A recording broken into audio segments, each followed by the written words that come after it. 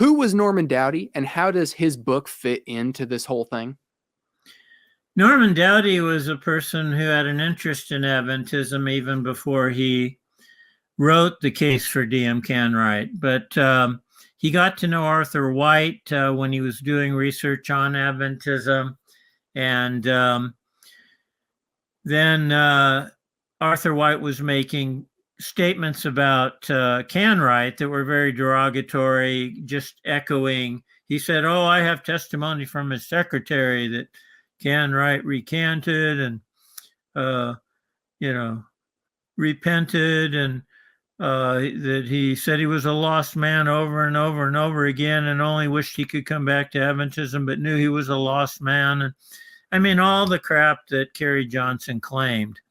And Douty knew better. And so, he started pressing the subject, and Arthur White got quite uncomfortable, realizing this guy's got a lot more gravitas than I do. And he's actually a very great researcher, very, very skillful, careful person who wrote a great book, The Case for D.M. Canright. It's the best book on Canright's life.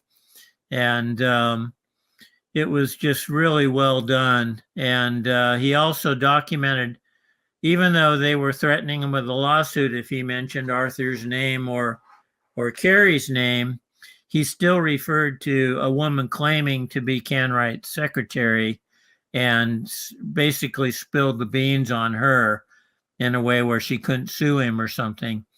And but they still, intimidated him so much that the book got taken off the market. So it wasn't on the market for very long, but then it's had a resurgence of popularity, here in the 21st century. Now the book is free, available online, and I encourage anyone who has an interest in Adventism to read it. Surprisingly, a lot of Adventist scholars have never heard of Douty or read his book. I was interested when I was talking to John Butler, who's a friend of mine recently, and asking him about what he thought of Douty's book, and he said he hadn't heard of it or read it. So, he's a top Ellen White scholar.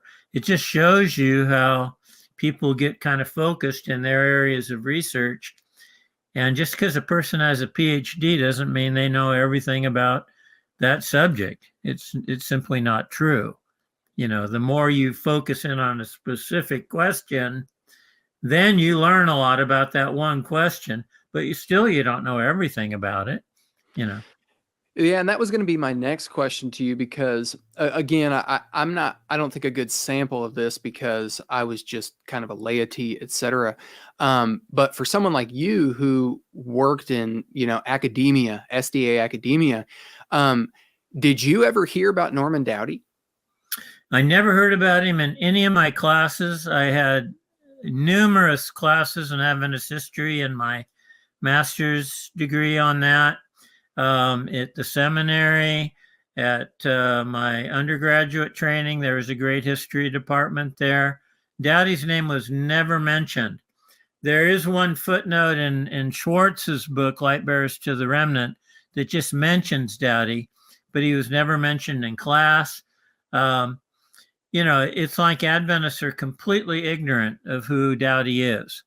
And I didn't really get into reading Douty till I wrote the psychobiography. As I was doing research for the psychobiography, then of course I was going into the critics of Adventism in great depth, and Douty's name became important at that point. But I found it on my own. I studied him on my own, and most Adventists seem grossly ignorant of who he was and what he wrote.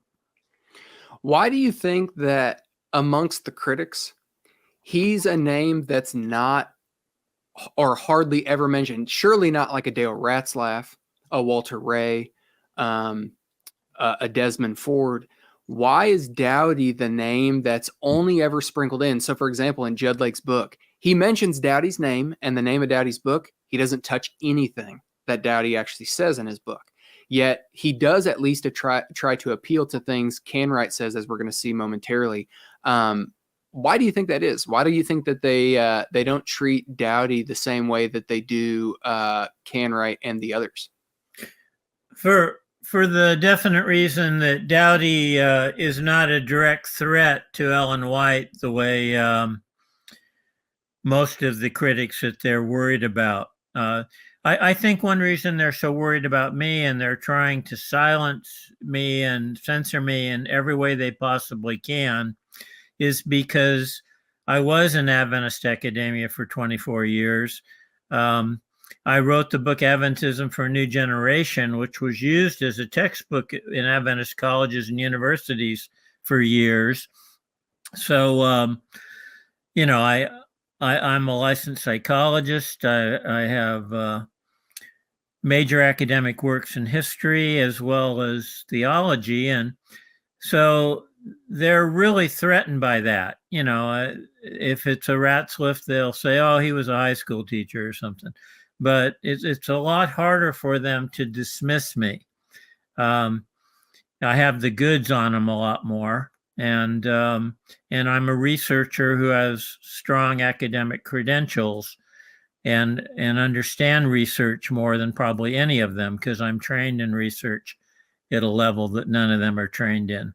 So, I think Douty was not a threat to Ellen White directly.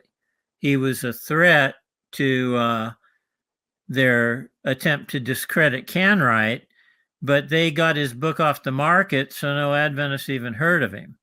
So, they weren't worried about Douty because he was not an Adventist, and he had really no exposure to Adventists, and Adventists were even taught, if it's not an Adventist, don't read it. So it's almost impossible to find Adventists who've even heard of Douty, much less read him.